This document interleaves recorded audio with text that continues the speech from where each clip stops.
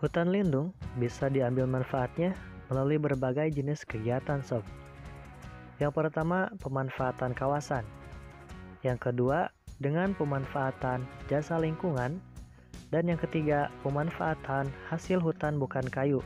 Oke, diingat ya sob. Yang pertama kita bahas pemanfaatan kawasan. Pada hutan lindung dapat dilakukan dengan kegiatan berikut seperti budidaya tanaman obat, budidaya tanaman hias, budidaya jamur,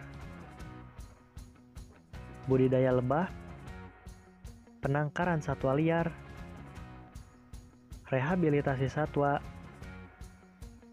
dan budidaya tanaman hijau makanan ternak ataupun sejenisnya. Waktu izin usaha pemanfaatan kawasan hutan atau yang disingkat dengan IUPK pada kawasan hutan lindung diberikan paling lama 10 tahun dan bisa diperpanjang. Kalau ditanya ada gak sih ketentuannya? Ya tentunya ada ya. Di antaranya yang pertama paling luas 50 hektar untuk setiap izin. Yang kedua, paling banyak 2 izin yang diberikan bagi perorangan atau koperasi dalam setiap kabupaten maupun kota. Yang kedua adalah pemanfaatan jasa lingkungan. Pada hutan lindung dilakukan melalui kegiatan usaha berikut ini. Pemanfaatan jasa aliran air, pemanfaatan air, wisata alam, perlindungan keanekaragaman hayati, penyelamatan dan perlindungan lingkungan atau penyerapan dan penyimpanan karbon.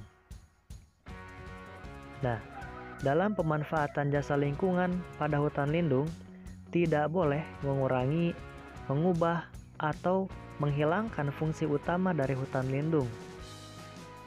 Tidak boleh mengubah bentang alam dan tidak boleh merusak keseimbangan lingkungan.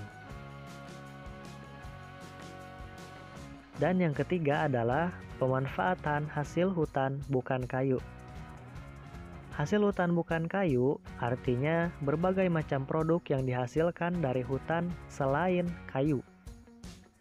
Adapun pada hutan lindung dilakukan dengan pemungutan jenis rotan, madu, getah, buah, daun, kulit,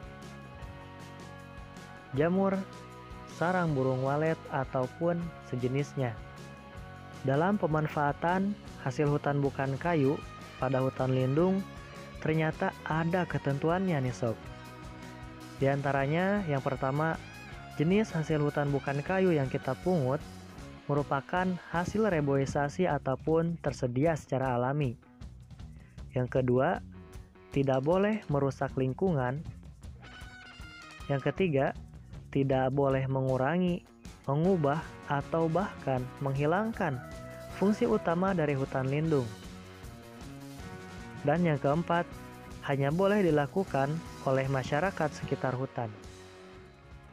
Dan ternyata ada beberapa larangan juga nih sob dalam pemanfaatan hasil hutan bukan kayu pada kawasan lindung.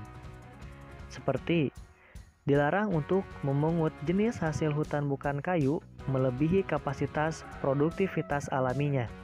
Karena kalau kita ambil secara berlebihan, tentunya bakal berpengaruh juga kan sama kelestarian jenis hasil hutan bukan kayu tersebut.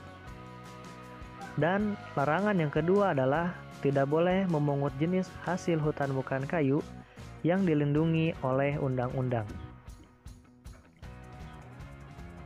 Itu dia penjelasan mengenai pemanfaatan hutan lindung. Semoga bermanfaat dan salam lestari.